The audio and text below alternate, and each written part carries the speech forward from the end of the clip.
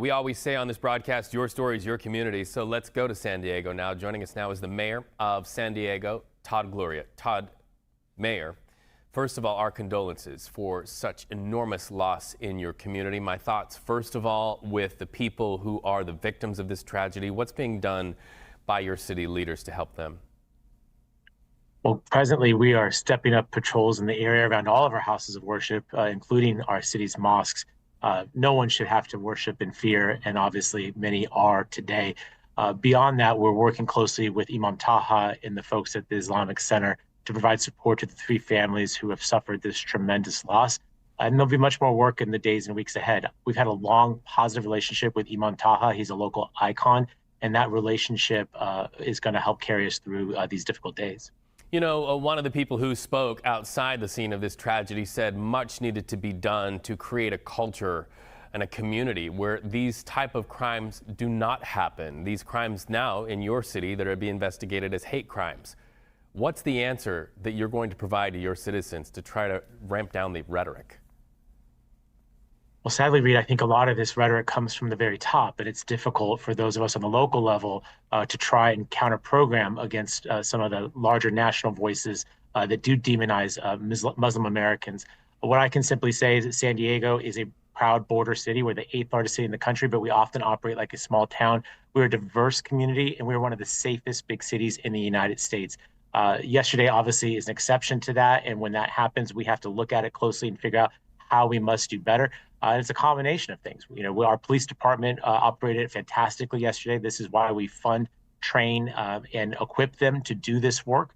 But of course, it's also those relationships and working closely with all of our religious leaders to make sure that folks know very clearly and simply, hate has no place here in San Diego. And to the extent that we have folks engaged in that, they will be held absolutely accountable under our laws. Mayor, in the aftermath, reporters heard from some of your constituents about the violence. Let's listen to one of them and then get your response.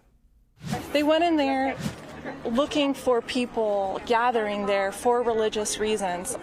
And I don't think that the Mayor Todd Gloria is doing enough to condemn the hatred towards Muslims. And there's a lot of hatred going around. I'm not happy with the political climate. I've been visiting my representatives, my House of Representatives that are in Congress, and I've been begging them to please condemn the genocide, please condemn the hatred against Muslims, and they refuse every time. And of course, understanding that we do have a heightened political climate, of course, I'm also thinking about attacks in American synagogues as well. In 2021, Mayor, you proposed reforms for policing and public safety in San Diego, many of which were formed in response to citizens like you just heard from. Your critics say those policies aren't in place even 5 years later. How do you respond to that? It's not factual. We had a citizens initiative pass a review board for our city, independent of the police department and the mayor's office, that is in place, funded, and operating. We have hosted a number of other challenges or responses, additional training for officers, additional transparency. We have the crime stats to prove that what we're doing here is working. But naturally, again, Reed, in this larger political environment, I have to tell you, it's very hard. Back in 2018, I think it was, I'm standing at the San Diego airport saying that we do not support a Muslim ban, standing in that park yesterday condemning Islamophobia by name, acknowledging that that's what our community needs to hear. We're going to continue to do substantive efforts, but the people will always try and politicize these particular actions. And right now, it's very clear that there was hate in the hearts of the shooters that are operating yesterday, and that is unacceptable. And whether it is demanding change in our police department or working in our neighborhoods, we have to come together. But Rita, I have to tell you, folks from all ends of the spectrum are so amped up at this moment. And it's mayors like myself across this country, they're trying to bring people together.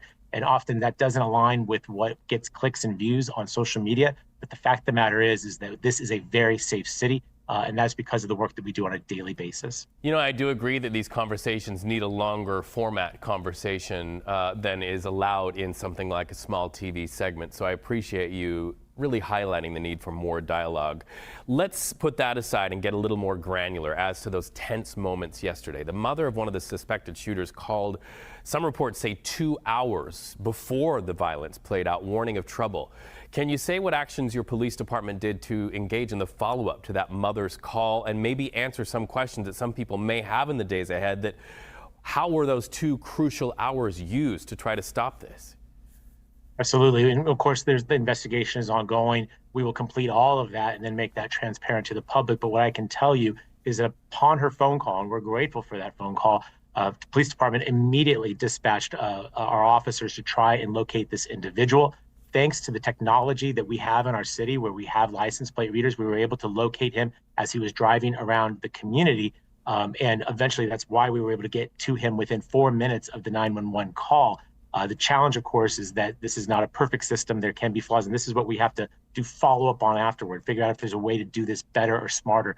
But those 2 hours were not wasted. What we were doing is pursuing him across the city as he was driving about. And again, our response was made quicker because of that initial phone call, because of the technology, and because of the quick work of our police officers. And if I may, I want to be very clear. We avoided a tremendous tragedy, worse than the 3 lives that we lost yesterday, because of the work of the security guard who worked quickly to try and respond to these shooters. His efforts prevented a Sandy Hook style massacre at that school, and we all owe him a debt of gratitude. And we, of course, will be memorializing him as early as this evening at a vigil. I know those vigils are super important. I once lived in a community victim of a mass shooting that caused so much chaos. And so I know that the days ahead, people will be looking to your leadership for inspiration and any solutions that can come from any lessons learned. San Diego Mayor Todd Gloria, thank you so much for talking to us on CBS News 24/7. I really appreciate it.